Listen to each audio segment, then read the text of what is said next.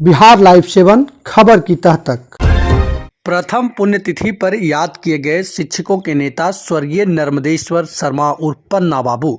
गया सहित मगध प्रमंडल में अपनी एक अलग पहचान रखने वाले शिक्षक नेता नर्मदेश्वर शर्मा उर्फ पन्ना बाबू का प्रथम पुण्यतिथि धर्म सभा भवन में बड़ा कार्यक्रम का आयोजन कर मनाया गया।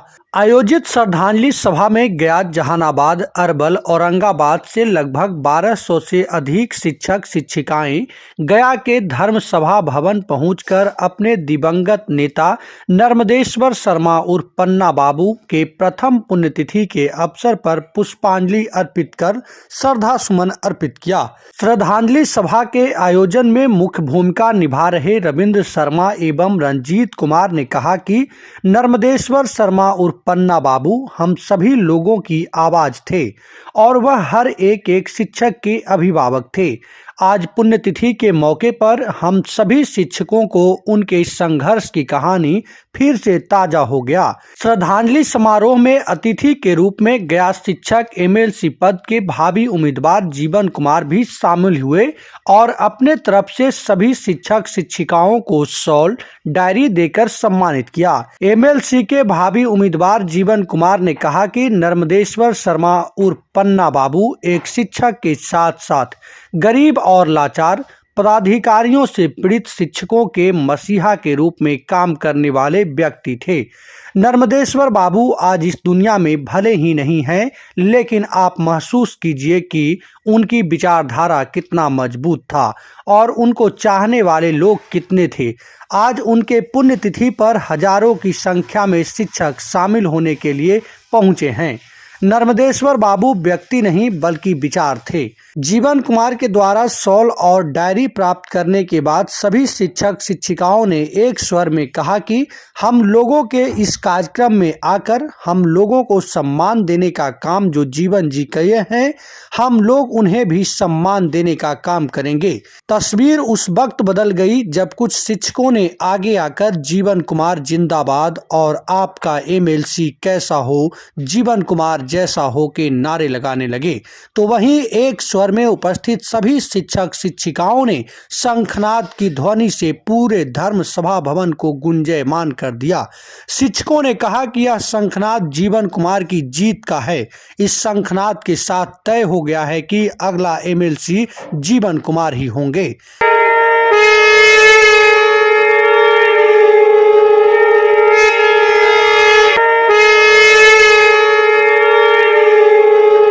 उनकी जितनी भी प्रशंसा की जाए कम होगी। हमेशा शिक्षक जो भी समस्या था उसके प्रति लड़ते रहे और पूरे जीवन भर शिक्षकों के लिए अपने जीवन को उन्होंने समर्पित कर दिया था। आज उनके प्रति सच्ची श्रद्धांजलि होगी, उनके सपना को हम सब मिलकर पूरा करें। आज जो कार्यक्रम हुआ, अप्रत्याशित कार्यक्रम हुआ, पन्ना बाबू का प्रथम पुण्यतिथि, जिस तरह से हमारे सभी शिक्षक बंधु गया जिला के, अरवल के, जहानाबाद के, औरंगाबाद के, नवादा के सभी प्रमंडल के तमाम शिक्षक बंधु, वित्रहित के शिक्षक, संस्कृत विद्यालय के शिक्षक, कॉलेज के शिक्षक, प्रिंसिपल सारे लोग मौजूद थे। हमारे पदाधिकारी बंधु भी आए। सबों ने शिक्षा की व्यवस्था पर, उसकी बदहाली पर रोना रोया और जो व्यवस्था हो सकता है, खास करके जो नियोजित शिक्षकों को पूर्ण वेतनमान एवं सरकारी कर्मी का जो दर्जा का मुद्दा था, उस पर सभी लोगों ने सरकार का या अपने माध्यम से, प्रेस के माध्यम से, मीडिया के माध्यम से सरकार को बताने का कोशिश किया गया। आज जो है शंखनाद भी किया गया शिक्षक संघ के द्वारा जीवन कुमार के समर्थन में। क्या इस शंखनाद का मायने निकाला जाए? जीवन कुमार ने जिस तरह से हम लोग को साथ देने का, हम लोग के साथ रहने का, कदम कदम पर साथ मिलाने का, और उन्होंने कसम खाया है कि जब तक हम शिक्षकों के न्याय की लड़ाई को पूरी तरह से न्याय नहीं दिला देंगे शिक्षकों को, तब तक लड़ाई लड़ते रहेंगे, सड़क से लेकर के सदन तक। यहाँ तक उन्होंने कहा कि अगर हमको आप लोग आशीर्वाद दीजिएगा तो सदन में तब तक नहीं बैठेंगे जब तक आपका मान सम्मान वापस नहीं आएगा। क्या लगता है गया ने कहा कि चटाई पर हम सदन के गेट पर बैठे रहेंगे, इंटर नहीं करेंगे। शिक्षकों में कोई विभाजन होने नहीं देंगे, कोई चटुकार नहीं रखेंगे और जो भी काम होगा शिक्षक समाज की बात होगी, शिक्षक समाज की बात होगी, सबों को लेकर साथ चलने की बात होगी। क्या लगता है गया से जय जीवन तय जीवन की शुरुआत है? संभवतः शुरुआत है। लोगों का मन मैंने देखा और जिस तरह से उन्होंने सम्मानित किया शिक्षकों को, शॉल दे करके, डायरी दे करके, कलम दे करके, शिक्षकों को यह सम्मान आज तक नहीं मिला था। हम लोग देखते थे एमपी विधायक लोग होते थे, उनको सम्मानित करने का काम किया जाता था। तो जिस तरह से हम लोग को सम्मान मिला उससे हम लोग बहुत उत्साहित हैं और उन पर भरोसा है। पन्ना बाबू के पुण्यतिथि के अवसर पर हम लोग पूरे शिक्षक समाज यह संकल्प लिए हैं कि जीवन बाबू को हम लोग प्रत्याशी के रूप में लाएंगे और हर हालत में उनको जिता करके बहुत बहुमत के साथ, अपार बहुमत से, अपार शिक्षकों के समर्थन के साथ हम लोग विधान परिषद भेजेंगे। और हम लोगों का जो राजकर्मी का दर्जा है, इनको विधान परिषद के गेट पर हम लोग एक बोरा तो चाट बिछा करके इनको एक संकल्प इन्होंने हम लोगों के सामने लिया है कि जब तक राजकर्मी का दर्जा तमाम शिक्षकों को नहीं मिलेगा, हम विधान सभा में चैन की सांस नहीं लेंगे। क्या लगता है आज जो है जय जीवन तय जीवन की शुरुआत गया से है? निसंदेह इसमें किसी तरह का कोई संकोच नहीं रह गया।